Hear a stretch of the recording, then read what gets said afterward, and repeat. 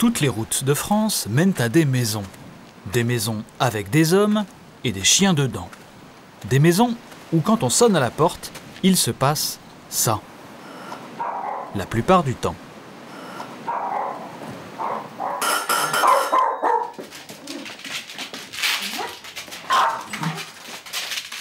Il est là-bas, viens. Manouche, il est là. Il est là-bas, il est à la fenêtre. Allez, nous. Hein?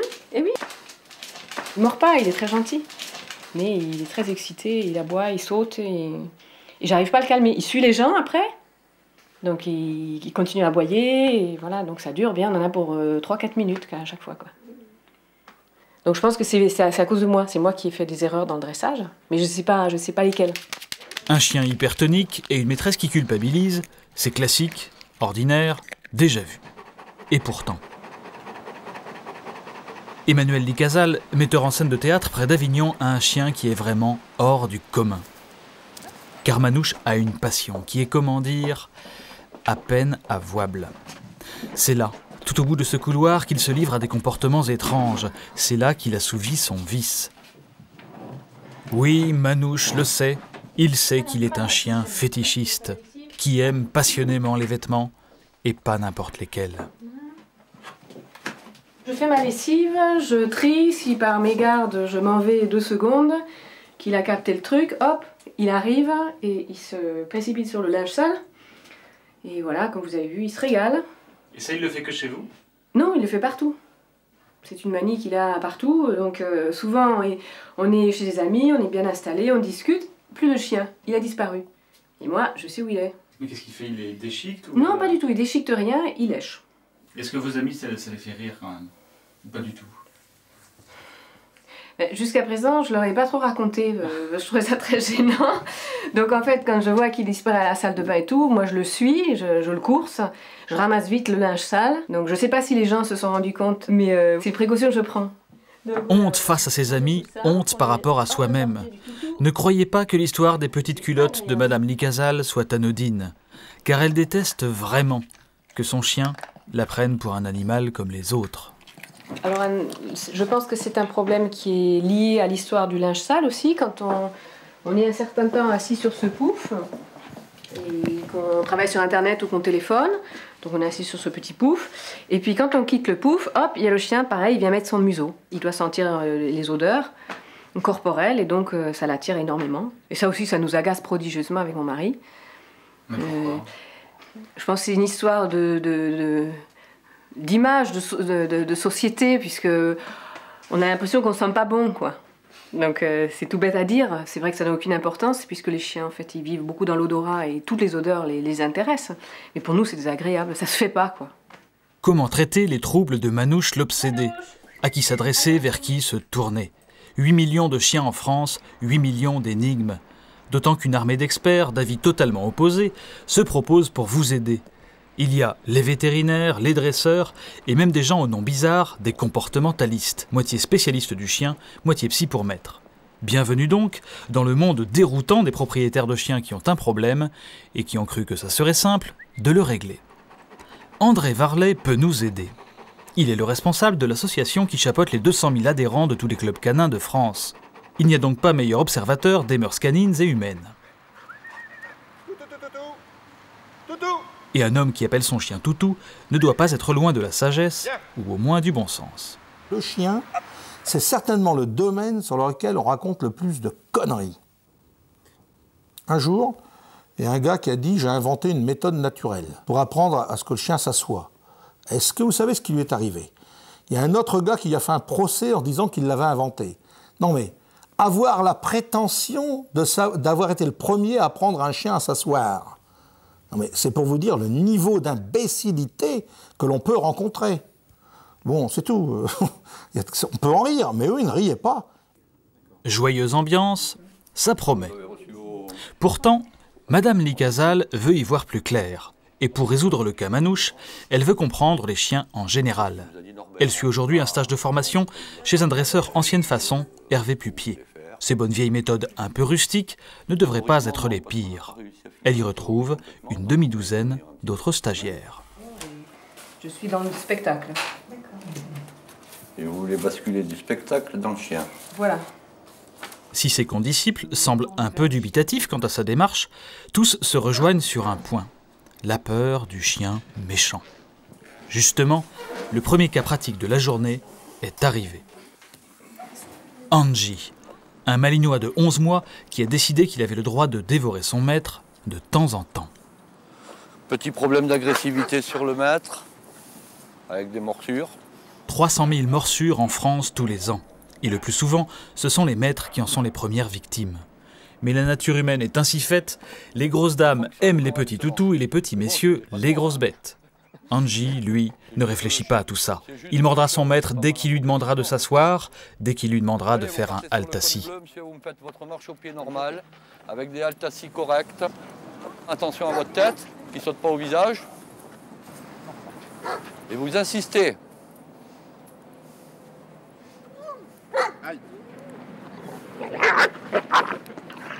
Angie, halte! Alors? Voilà, votre petit alors, là, ça lui fait rigoler, le chien. Hein? Angie, halte! Je prends. Si vous lui dites alors, voilà. Grâce au geste magique de M. Pupier, Angie est maîtrisée. J'ai une position de soumission, je ne touche absolument pas le chien. Maintenant, je vais le travailler, moi. Vous le reprendrez après, mais encore une fois, c'est pas parce qu'il va bien travailler avec moi que vous allez réussir. Pour réussir, il faudra une séance par semaine pendant plus de 6 mois et débourser plus de 2 000 €. Mais le plus gros effort à faire est dans l'attitude. Car selon Hervé Pupier, il faut avant tout donner au chien des repères clairs. Car après tout, le chien n'a rien demandé, et c'est bien le maître qui a voulu être le maître. Qu'est-ce que vous en dites, Emmanuel? Bien, en fait, quand je vois les maîtres, je me dis tiens, il faudrait qu'ils fassent du théâtre. Ça me rappelle des situations théâtrales. Récupérez votre En laisse. fait, manque de confiance, tout simplement, et ça s'acquiert. Et du coup, ça me donne envie de faire du théâtre avec les gens. Le pied. Chacun le comprend à sa façon, le problème, c'est le maître. Halte. Et c'est bien à lui de trouver la solution Couche. et de changer. Reste.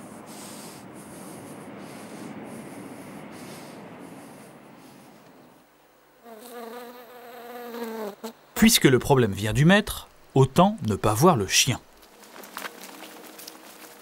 C'est ce que prétend cet homme, Michel Chanton. Même s'il a une allure de notable méridional, Michel Chanton est un révolutionnaire. C'est le chef de file de cette nouvelle race d'experts, les comportementalistes. Son credo, le chien n'est pas un animal voisin du loup, mais un animal domestique, qui n'a qu'un seul dieu, son maître. Et tous les ans, Michel Chanton forme à ses thèses des dizaines de nouveaux adeptes. Vous n'avez plus le droit de dire ça, voir son comportement ou chien dominant. Premier jour de stage, ambiance séminaire New Age à la campagne, où sont bienvenus les feuilles à petits carreaux et les trousses d'écoliers. C'est le propriétaire du chien qui est en consultation qui va vous décrire ce qui se passe. C'est pas le chien. Si le chien parlait, j'en aurais reçu aussi quelques centaines, et même en privé, parce que leur version m'aurait intéressé. Malheureusement, ça n'est pas le cas. Quand vous aurez suffisamment d'éléments, oui. Pourquoi pensez-vous qu'il soit inutile de voir le chien lors de l'entretien? Si je vois un chien à 15h02 dans mon bureau, qu'est-ce que je vais voir? Je vais voir ce que fait ce chien à 15h02 dans mon bureau. Est-ce que ça me renseignera sur ce qu'il a fait 5 minutes avant ou la veille? Non. Est-ce que je pourrais tirer quelque chose de cette situation? Non.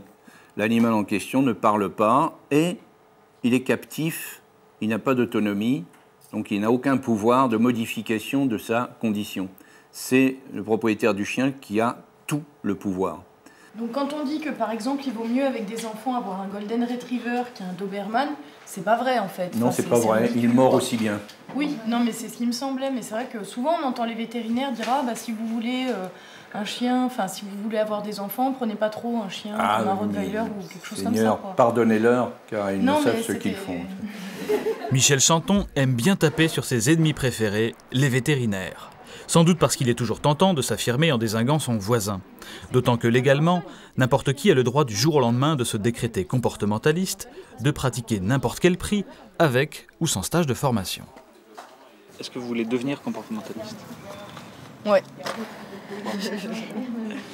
Pourquoi? Parce que moi j'en ai eu besoin pour ma chienne et que j'ai trouvé que c'était vraiment un métier qui était important, qui était utile et peu connu. Moi, avant de faire venir un comportementaliste, j'ai vu plein de vétérinaires qui n'ont jamais été capables de me donner une solution, et c'était soit je trouvais la solution, soit je la donnais, parce que c'était plus possible de garder un chien qui faisait des carnages quand je partais, même 10 minutes. Après les dresseurs et les comportementalistes, qui détiennent tous leur vérité, voici les vétérinaires comportementalistes. Joël de Haas est sans doute le plus zen d'entre eux, mais il n'aime pas pourtant que les comportementalistes tout court marchent sur ses plates-bandes. Moi, ça m'est égal que qui que ce soit s'appelle comportementaliste du moment qu'il prenne la responsabilité de ce qu'il fait. Or, c'est beaucoup de gens qui s'appellent comportementalistes et qui ne prennent pas la responsabilité. Ils disent aux gens voilà ce qu'il faut faire, mais ils n'accompagnent pas les gens quand il y a un problème, quand il y a une crise, et ils ne prennent pas eux la responsabilité d'une morsure éventuelle par après. Le vétérinaire, lui, il a cette responsabilité, elle est légale. C'est votre cas? Oui, c'est mon cas. Pourquoi c'est vous qui avez raison et pas les dresseurs ou les vétérinaires? Ah, je pense que dans les 3 cas, dresseur, vétérinaire et moi-même, on est persuadés d'avoir raison. Madame Mélin. Madame Mélin a choisi de jouer la carte vétérinaire comportementaliste. Nous sommes à Bruxelles et elle est tout aussi belge que celui qui la reçoit aujourd'hui pour une consultation à 120 €. Berger australien, vous m'aviez dit 10 mois et demi. Star dans son domaine, Joël de Haas est l'auteur de nombreux best-sellers sur le rapport homme-chien. Et au contraire des comportementalistes tout court, il considère, lui, que le chien a surtout des instincts qu'il s'agit de comprendre pour les réorienter. Dans la rue, elle laisse passer 10 personnes et la 11e, elle lui saute dessus. Elle attaque, enfin. À l'aise dans ses sandales neuves et armé de son seul stylo et de sa voix chaleureuse, il va d'abord confesser Madame Mélin pour décrypter le comportement du chien Pili. La posture haute, basse, la queue. Entre les postérieurs, haute, là où le morceau de queue. Ça, je les vois oreilles. Pas. Les oreilles, je dirais plaquées. Elle est pendue au bout de la laisse, elle se dresse sur les pattes arrière. Oui.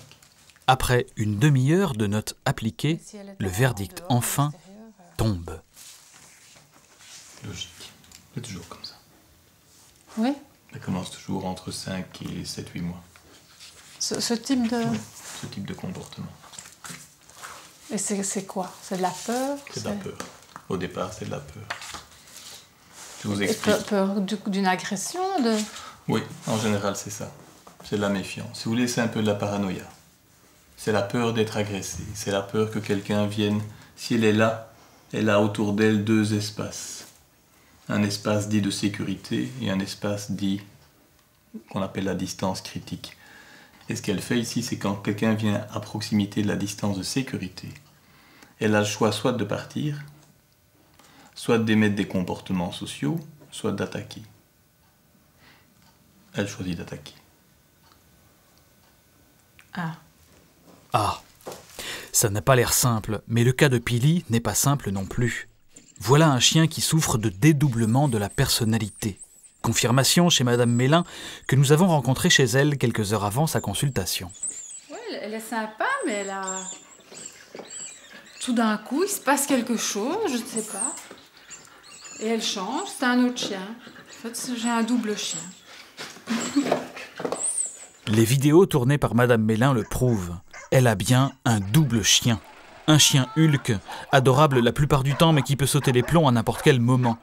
Plus inquiétant, Madame Mélin habite à 50 mètres d'une école primaire et Pili déteste les enfants. Et elle est toujours prête à attaquer le premier qui passe.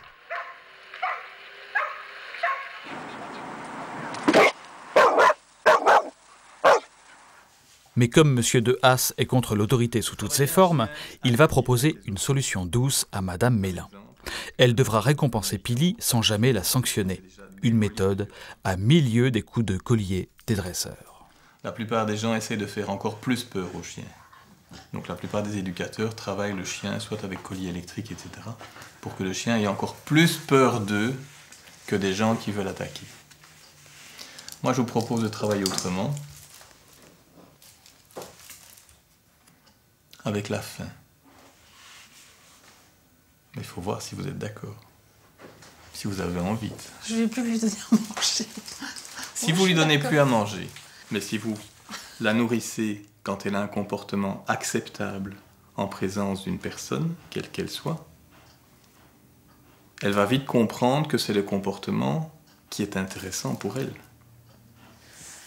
Ah. Ah. Ah, mais Madame Mélin n'est pas tout à fait au bout de ses surprises, car derrière le masque du veto se cache un psy, et Joël Dehaas va bientôt tenter une petite incursion dans la psychologie personnelle de Madame Mélin. Donc vous avez choisi un chien qui vous a appris une chose, c'est que le chien n'est pas aussi malléable qu'un jouet. Ah oui, là, je dois dire que... C'est un être vivant avec sa propre personnalité et que ça nécessite, l'amour nécessite une adaptation mutuelle. Et malheureusement, on ne peut pas expliquer au chien ce qu'on attend de lui, mais on doit le façonner un petit peu dans la façon dont on voudrait qu'il vive avec nous. Mais faut lui mettre des j'ai règles. l'impression que c'est pas à double sens, quoi. Actuellement, non, c'est à sens unique. C'est à sens unique, ouais. Oui. Elle est en train de vous façonner, de vous emprisonner. Ça, je ne sais... Ah, ça, elle est en train de vous emprisonner. Et c'est ce que je veux pas. Pour moi, ça peut pas être une contrainte, ça doit être un plaisir. Oui. J'ai envie d'aller partout avec. Oui. Il faut retrouver ça. Et c'est en train de mal tourner. Oui. Parce que je ne sortirai plus avec elle, je vais la laisser seule à la maison. Et je veux pas rentrer dans ça. Oui. Parce que vous ne voulez pas déranger les gens. Ben. J'étais ravi de cette consultation. Voilà. Bon, j'essaye tout ça. Ah non, il ne faut pas essayer, voilà, il faut faire, oui. On en restera là pour la psychothérapie aujourd'hui. Au revoir. Au revoir. Viens. Qu'est-ce que cette dame est venue chercher chez vous? Alors, elle vient chercher explicitement des solutions pour améliorer le comportement de son chien, et implicitement, elle vient chercher beaucoup de sécurité, de déculpabilisation. D'abord, savoir que c'est pas sa faute si son chien a ses problèmes, et ça, c'est déjà essentiel. Décidément, vétérinaire, dresseur ou comportementaliste, on vient tous les voir pour son chien et c'est le maître qui finit sur le grill et qui doit se débrouiller avec le discours du spécialiste.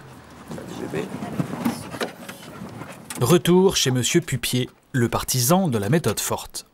Mais quelle que soit la méthode, tous les maîtres culpabilisent tant il est difficile d'être dur avec un animal que l'on aime, jusqu'au point parfois d'en être gaga.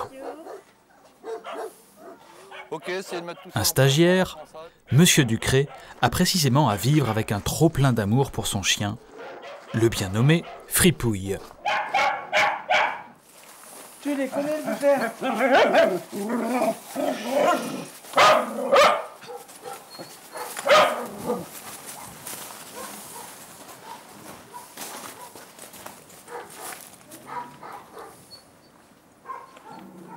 C'est bien ce que vous venez de faire là?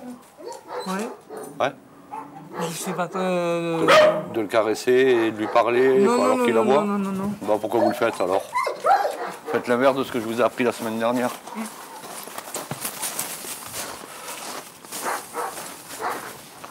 Votre dame n'est pas venue avec? Non. Et le stagiaire Ducré, trop coulant avec Fripouille, va bientôt tenter de se faire violence sur le terrain. Mais c'est à la maison que le cas Fripouille est encore le plus criant. Car le vrai maître des lieux, c'est lui. Le salon du couple Ducré est devenu le salon de Fripouille. Il y est bien, détendu, à l'aise. Mais Monsieur Ducré fait de la résistance et il a appris à son chien à manger correctement. Tu chopes. Et maintenant, doucement. Voilà, c'est bien le chien. Et bon, le doucement, ça fait 3 semaines qu'il me le fait. Fripouille à son fauteuil devant la télé, ses maîtres, eux, ont l'air, comment dire, plus embarrassés. J'essaie quand même de mettre des barrières et des limites. Tandis que moi, c'est plus dur à mettre des limites, en fait. Je lui autoriserai tout, en fait, à ce chien. Pas par peur, mais je sais pas, je me mettrai pas... Enfin, c'est pas très bien, mais j'ai pas tendance à mettre des limites, en fait. Dans la famille Ducré, Madame est encore plus accro à son chien que Monsieur. Car c'est elle qui a eu un jour un coup de cœur à la SPA. Et son drame, c'est que son amour pour Fripouille n'est pas réciproque. Il me renie, en fait. Il me renie, mais totalement. Ouais. Et concrètement, ça se traduit comment? Ben, je vais essayer de vous le montrer, je sais pas s'il le fera là maintenant. Fripouille, viens là. Viens là, allez viens. Viens mon chien. Allez viens. Là, il va venir. Reggie.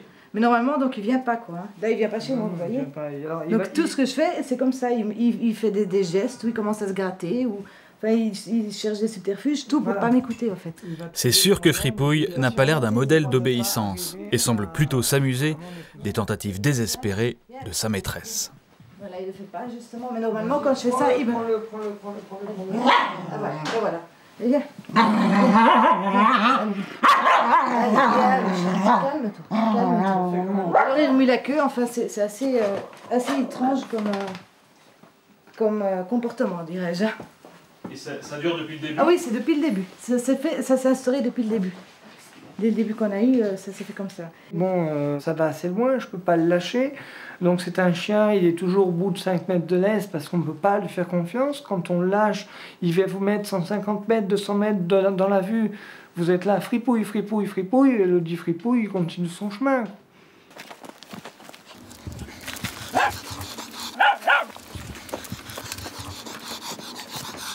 Assis. Allez, viens là. Assis. Assis.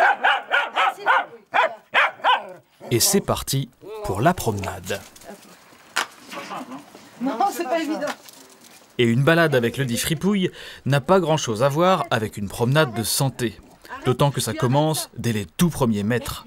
Car s'il y a bien une chose que Fripouille ne supporte pas, c'est bien sa laisse. Fripouille, tu arrêtes. Tu arrêtes de jouer avec ta laisse. Arrête.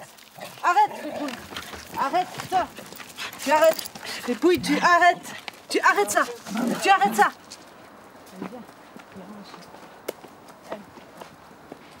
Fripouille, arrête. Est-ce que vous avez pensé à vous séparer de ce Ah, jamais. Ah non, non, non, non. Même s'il devait rester comme ça, tant pis, je sais pas ce que je ferais, mais je le garderai. Parce que j'y suis attachée. Vraiment attachée. Pourquoi vous y êtes attaché alors qu'il n'y a pas de... Oui, c'est ça que je ne m'explique pas. C'est assez incompréhensible, mais... oui, j'y suis vraiment attachée, quoi, vraiment. Parce que c'est un peu une histoire d'amour unilatérale quand même. Oui, un peu, oui. Vous l'aimez et puis...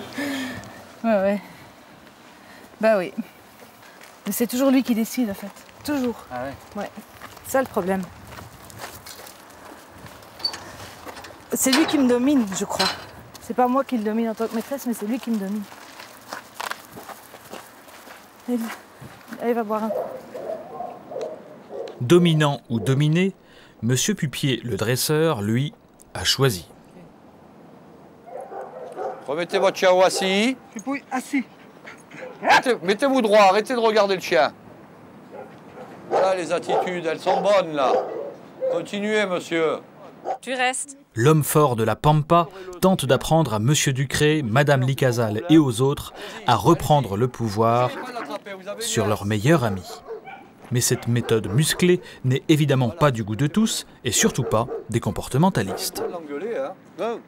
Pour une certaine partie des gens qui pratiquent le dressage, c'est le pouvoir qui les intéresse. Donc ils ont la possibilité, un certain nombre de jours par semaine, de faire évoluer à leurs ordres un groupe de propriétaires de chiens et un groupe de chiens. Pour certains d'entre eux, je dis bien certains, c'est grisant. Donc ils trouvent là une valorisation de leur ego finalement. Voilà une attaque qui appelle nécessairement une réplique de Monsieur Pupier, l'ami des bêtes, mais pas vraiment des comportementalistes. J'ai énormément de mal à comprendre comment on peut travailler un chien sans l'avoir vu. Et vous dites, vous avez énormément de mal à comprendre, ça veut dire quoi en clair? En clair? Ouais. En clair que, un peu méchamment, le comportementalisme ne devrait pas exister. Ah oui. Purement et simplement. Viens, on y va. Pendant que le combat fait rage, Madame Mélin, elle, tente d'appliquer les méthodes zen de Joël de Haas avec Pili, qui sautait 15 jours auparavant sur tous les enfants. C'est bien. Donc je capte son attention au moment où je vois qu'elle va faire quelque chose, qu'elle va bondir. Et à ce moment-là, je lui donne une croquette et elle me regarde. Et elle oublie, je suppose, ce qui se passe sur le côté. Autoritaire ou super zen, c'est bien. La guerre des spécialistes n'intéresse finalement que les spécialistes. C'est bien. Car l'école qui marche, c'est celle qui vous correspond. Bien, ma fille, bien. Billy. Quels que soient vos problèmes, morsure, petite culotte ou chien à double personnalité. C'est bien, mon chien, c'est bien. Je lui dis que c'est bien et je lui donne les croquettes pour la forcer à continuer à rester comme ça. Voilà. Bon chien. Ça fait rire beaucoup de gens, mais c'est pas grave. Pourquoi est-ce que les gens ont-ils besoin de montrer qu'ils sont le maître? Est-ce que c'est vraiment pour se faire respecter par le chien ou c'est pour se prouver à soi-même qu'on a quelque part de l'autorité dans sa vie? Le soir venu, Monsieur Pupier prend sur l'épaule son gros costume pour faire un peu de mordant entre amis. Un gros costume carapace pour être encore plus impressionnant. Et un homme qui se donne autant de mal pour paraître encore plus fort ne peut être qu'un tendre qui s'ignore. Mais chacun sa méthode, chacun son miroir, chacun son rôle et chacun son chien.